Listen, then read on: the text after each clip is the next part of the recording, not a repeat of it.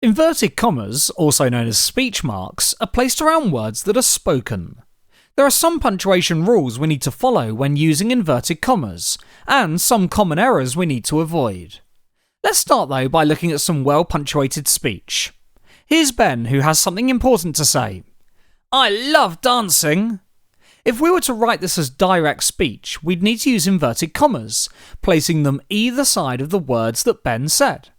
So we'd need one at the start of his quote and one at the end. We'd then need to add what is known as a reporting clause. This tells us who was speaking, and it may also tell us how. So let's add, shouted Ben as he struggled to be heard over the music. So as you can see, everything that is inside the inverted commas was spoken. Getting this wrong is a common error, and it needs to be avoided. Say for example the closing inverted comma had been placed here. Now let's look at what's inside the inverted commas. Remember, everything that is inside the inverted commas is spoken out loud. So did Ben say, I love dancing, shouted? Well, no, of course he didn't. So this is clearly not right. Take care when placing your inverted commas. They should work in pairs, one to open the speech and one to close it, and everything that is between the inverted commas is spoken. Another general rule is that you must always have punctuation before the closing inverted comma. If it's missing, you know the sentence is wrong. There are some other slightly tricky rules linked to this which have been covered in other lessons. Lesson 283 teaches you about using full stops within speech. Lesson 286 looks at question marks in speech, and Lesson 289 covers the use of exclamation marks in speech.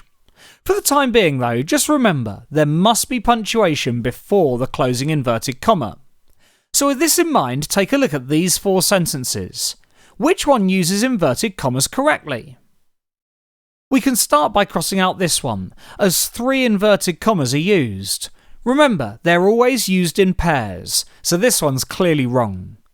Now let's look at what is inside the inverted commas. This one says, "Great goal," shouted the team manager. Well, did the team manager say that? Did he say all those words? No, so this one can also be crossed out. Finally, let's remember our rule about punctuation before the inverted comma.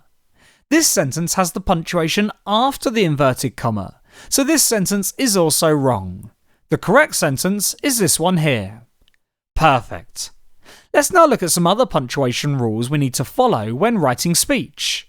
Let's say we've written our reporting clause before the spoken quote. For example, Ben asked Sally, would you like to go on the computer?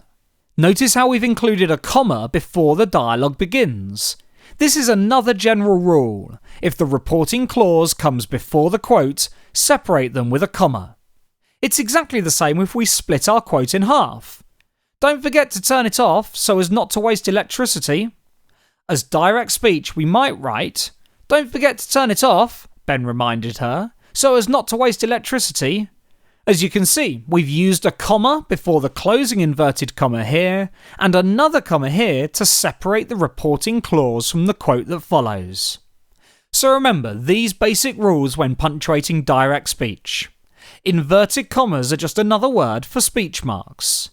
Inverted commas always work in pairs. Everything between inverted commas is spoken out loud. Always include punctuation before the closing inverted comma. If the reporting clause is followed by a quote, separate them with a comma.